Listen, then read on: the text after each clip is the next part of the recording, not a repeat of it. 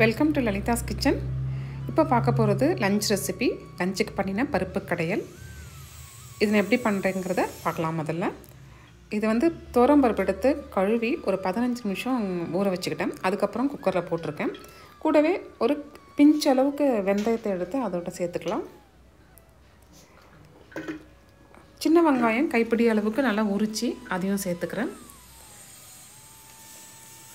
கூடவே 4-5 பூண்டு பற்கள், 2 பச்சை மிளகாய் கீரி அதையும் சேர்த்துருக்கேன். கூடவே கருவேப்பிலை, கொத்தமல்லி,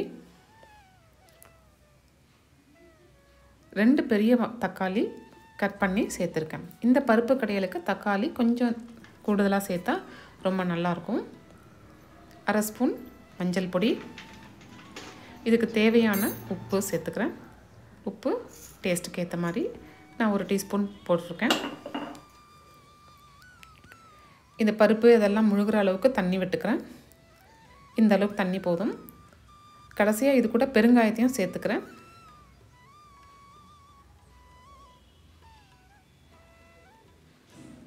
பெருங்காயமும் சேர்த்தாச்சு. இப்போ இது குக்கரை மூடி 3 விசில் விட்டு எடுத்துக்கலாம்.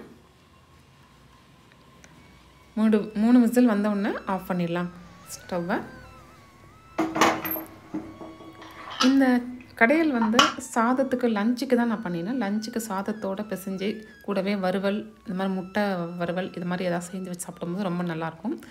இது அப்படியே கொஞ்சம் இருந்ததுன்னா அது லஞ்சுக்கு டின்னருக்கு சப்பாத்தியோடு சாப்பிட்றதுக்கும் ரொம்ப பர்ஃபெக்ட் காம்பினேஷனாக இருக்கும். நான் அப்படி தான் வீட்டில் செய்கிறது. இப்போ இந்த பருப்பு நல்லா வெந்துருச்சு. இதை மத்துலேயும் கரண்டிலையும் நல்லா மசிச்சு விட்டுக்கலாம். அது ஆனதுக்கப்புறம் இப்போ தாளிக்கணும் அந்த பருப்பு கடையில். அதுக்கு எண்ணெய் விட்டுட்டேன். எண்ணெய் கூடவே கடுகு, ஜீரகம் சேர்த்துருக்கேன்.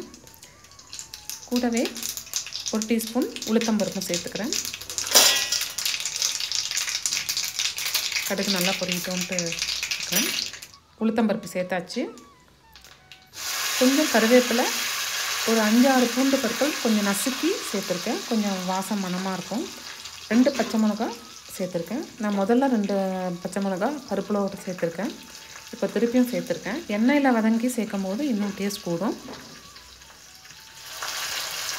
இது கூட பெருங்காயம் தூள். இப்போ இந்த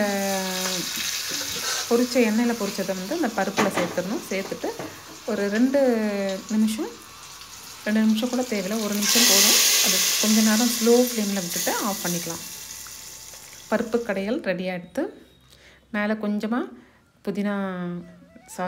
கொத்தமல்லி தழைகளை சேர்த்துக்கிறேன். நான்